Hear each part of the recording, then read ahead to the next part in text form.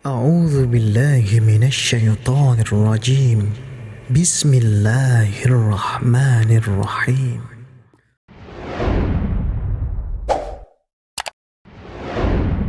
Kisah ini salah satu dari kisah-kisah unik yang pernah diceritain oleh para ulama tentang masalah bagaimana kalau seseorang menjaga hubungannya dengan Allah Subhanahu wa taala.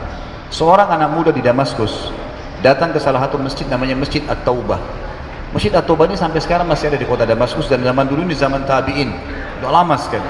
Ada seorang ulama di situ jadi imam, kemudian dia juga ngajar, ngisi pengajian di situ. Ada satu anak muda datang dari luar kota Damaskus dan melapor kepada imam ini, guru ini, kiai kalau kita ya. Saya keluar datang dari luar kota Damaskus dan saya susah. Boleh nggak saya tinggal di masjid belajar sama anda, tapi saya betul-betul tidak punya duit, nggak punya makanan. Bisa saya hidup bersama anda? Artinya makan, minum sama-sama. Kata syekhnya, boleh, silakan. Tapi kau sabar. Apa yang saya makan kamu makan, apa yang saya minum kau minum. Kata muridnya, baiklah.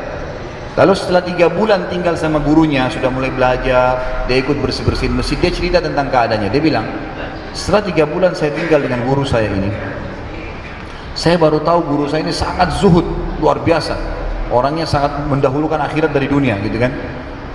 Nah, dia kalau ada makanan dia makan, kalau nggak ada dia puasa, nggak minta-minta sama orang. Hari ini kebetulan hari ketiga yang kami tidak punya makanan.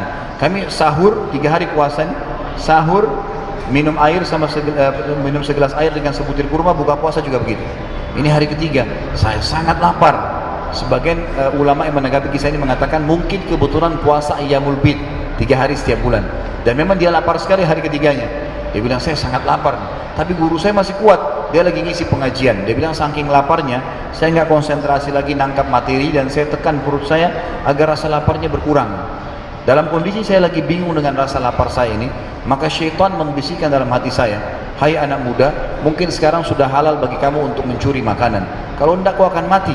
Lalu teruslah godaan syaitan datang kepada saya sampai saya terfikir mencuri makanan. Jadi zaman dulu itu tembok masjid sama rumah orang dempetan, dan tembok zaman dulu itu pohon kurma ditebang atasnya, ditebang akarnya, ditancapin, lalu didempetin satu sama lain, jadi tembok.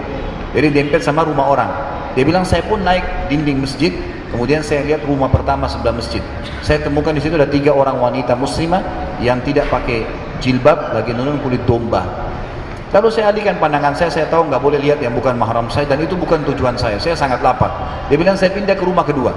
Rumah kedua ini kebetulan atap rumahnya orang juga pada saat itu dari pelapa-pelapa kurma. Jadi ada celah-celah bisa dilihat, gitu kan. Dia bilang, saya lihat rumah itu kosong dan ada bau masakan.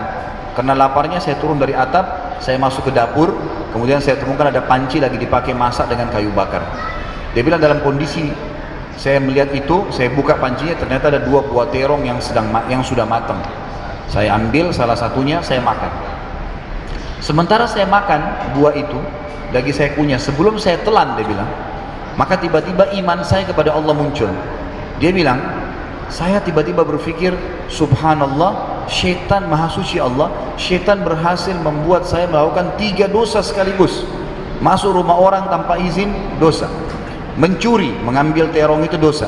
Dan saya sedang memakan yang haram, 3 dosa. Maka dia bilang, tidak mungkin Allah, ini keyakinannya, tidak mungkin Allah membuat saya mati kelaparan karena meninggalkan yang ia haramkan. Lalu dia bilang, saya lepaskan dari mulut saya yang tinggal saya telan tadi, gumpalan terong itu ke lantai masjid, lalu saya pulang ke lantai itu, lalu kemudian ke lantai rumah itu, kemudian saya balik ke masjid. Dia bilang, saya balik ke masjid, saya lagi masih pengajian, saya tidak bisa tangkap apa yang dibahas sampai bubar pengajian. Waktu lagi bubar, saya masih duduk di kursi, saya duduk di salah satu tiang masjid, ada satu perempuan datang bercadar, mendekati saya lagi bicara, saya tidak tahu apa yang mereka bicarakan. Nggak lama kemudian saya mengangkat kepalanya, menuju ke arah saya, lalu memanggil, sini ya muridku. Lalu saya mendekat, ditanya oleh syekh saya, apa kau sudah menikah? Kata muridnya, belum. Ditanya, apa kau ingin menikah? Kata anak muda ini, saya diam, nggak bisa nyaut. Yang kedua, apa kau ingin menikah? Dia diam. Yang ketiga, apa kau ingin menikah? Dia diam. Lalu kata anak muda ini, yang keempat atau syekh saya tanya, saya jawab. Saya bilang, syekh, anda tahu, setelah Allah subhanahu wa ta'ala, hidup saya bergantung pada anda. Apa yang anda makan, anda minum, saya juga makan dan minum. Sekarang sudah 3 hari kita nggak makan, cuma sahur dengan air putih sama sebutir kurma, buka puasa juga begitu. Maka sekarang bagaimana saya kalau nikah hidupkan istri saya? Kata syekhnya, ini wanita di sebelah saya yang bercadar baru saja selesai masa iddah meninggal suaminya. 4 bulan 10 hari, dan ditinggalkan harta yang cukup buat dia. Ditinggalkan harta cukup buat dia. Dia takut khawatir karena masih muda fitnah. Dia ingin saya carikan jodoh. Saya anggap kamu cocok. Kamu mau? Dia bilang iya. Perempuan tanya mau? Iya. Dikeluarkan kendi dari kamar syekhnya, dijadikan mahar. Panggil walinya perempuan, panggil saksi 2, dinikahkan. Seketika pada saat itu. Selesai menikah, karena selama ini numpang di masjid, kata syekhnya, sekarang kau boleh tinggal sama istrimu, pulanglah. Lalu dia pun bilang, saya pulang sama istri saya. Ini seketika terjadi kisahnya dalam hitungan menit saja. Kemudian dia bilang, saya keluar dari masjid, lewatin rumah pertama yang saya manjat tadi, dilewatin. Rumah kedua yang saya masuk mencuri, istri saya berhenti, buka pintunya sambil berkata, masuklah suamiku, ini rumah kita. Rumah yang tadi dia mencuri. Ini kisah nyata. Dia bilang, waktu saya duduk di ruang tamu, kemudian istri saya bilang, wahai suamiku, tadi saya dengar kamu sudah 3 hari nggak makan, lapar nggak? Iya lapar. Istrinya masuk ke dapur, ditemukan apa? Terong. Panci yang terbuka, terong yang sudah digigit. Spontan perempuan dia bilang, siapa yang makan terong saya? Kaget dia. Maka yang terjadi, teman-teman sekalian, laki-laki ini bilang, istriku kesinilah. Demi Allah begini ceritanya. Ceritain dari awal kronologisnya, saya lapar, saya naik, saya turun, dan seterusnya. Dan demi Allah, waktu saya lagi kunyah terongmu, saya tiba-tiba teringat kepada Allah dan takut padanya karena 3 dosa saya lakukan. Masuk rumahmu tanpa izin, saya mencuri terong itu dan saya gigit yang haram, dan masih ada terong itu saya buntahkan di lantai rumahmu. Perempuan ini, teman-teman sekalian, mengucapkan kalimat, kata para ulama, perlu diukir dengan ukiran emas. Dia mengatakan apa? Wahai suamiku, engkau meninggalkan segumpal makanan haram, itu terong tadi, bisa kamu telan tuh. Lapar. Kata sebagian ulama menanggapi kisah ini, kalau dia telan halal buat dia. Dia akan mati kalau nggak makan, 3 hari nggak makan.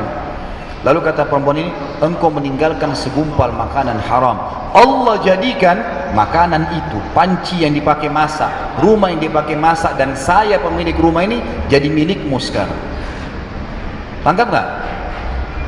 Jadi bagaimana hanya karena meninggalkan segumpal makanan haram, Allah jadikan makanan itu, pancinya, rumahnya, perempuan penuh jadi milik dia sekarang. Hilang laparnya, dapat rumah, gitu kan, dapat pasangan hidup, dan luar biasa hanya karena meninggalkan yang haram. Sabda Nabi SAW, man taraka syai'an lillah abdalahu khairan min. Siapa yang meninggalkan satu karena Allah, Allah akan gantikan yang lebih baik daripada itu. Maka dengan mengenal Tuhan kita Allah Subhanahu wa taala, kita secara otomatis akan mengetahui atau kita akan berbahagia. A'udzu billahi minasy syaithanir rajim. Bismillahirrahmanirrahim.